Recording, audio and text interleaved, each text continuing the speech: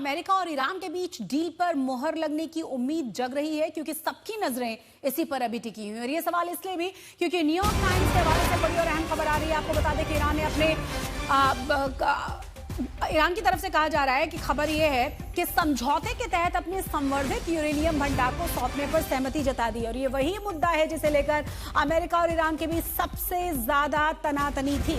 हालांकि समझौते की पूरी जानकारी अभी सामने नहीं आई है, लेकिन अधिकारियों का कहना यह है कि अमेरिका ने शुरुआती समझौते में ही ईरान से यूरेनियम भंडार को लेकर स्पष्ट मांग की थी।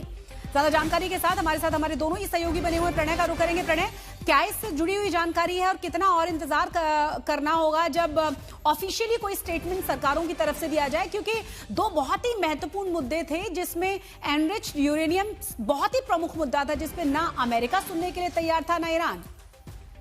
देखिए, अमेरिकी मीडिया में इस पूरे संघर्ष के दौरान जिस तरीके की खबरें आई हैं, I will take it with a pinch of salt, क्योंकि अभी आधिकारिक बयान का इंतजार किया जाना चाहिए। क्योंकि ईरान लगातार ये कह रहा है कि वो संवर्धित यूरेनियम इस तरह से तो अमेरिका को देने को तैयार नहीं है। पहली बात ये है कि ईरान संवर्धित यूरेनियम किसको देगा, कैसे देगा, इस सवाल का जवाब तेहरान से अभी आना बाकी है। हालांकि ये कोई पहला मौका नहीं होगा। अगर आप याद करें 2015 में जो बराक ओबामा के समय में JCPOA डील हुई थी राष्ट्रपति ओबामा के कार्यकाल के दौरान, जिसे राष्ट्रपति डोनाल्ड ट्रंप ने 2016 में सत्ता में आने के बाद खारिज कर दिया था, उसके तहत भी ईरान ने अपना संवर्धित यूरेनियम का एक हिस्सा जो है उस समय रूस को सौंपा था, और उसके बदले में एक कंपनसेशन जो है वो ईरान को दिया गया था, जिसे गलत बताया था राष्ट्रपति डोनाल्ड ट्रंप ने, उसे खारिज कर दिया था। अब ईरान किस चीज के लिए तैयार होगा, क्या वो संवर्धित यूरेनियम देगा? क्योंकि अभी तक तो खबरें ये भी आ रही थी कि ईरान इस चीज के लिए तैयार नहीं है। अभी तेहरान की तरफ से, ईरान की तरफ से इस बारे में कोई भी बयान नहीं आया है, और अमेरिका में भी आधिकारिक तौर पर बयान नहीं दिया गया है।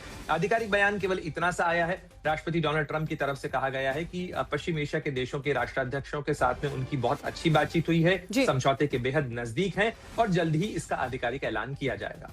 बहुत शुक्रिया प्रणय इस तमाम जानकारी के लिए आपका।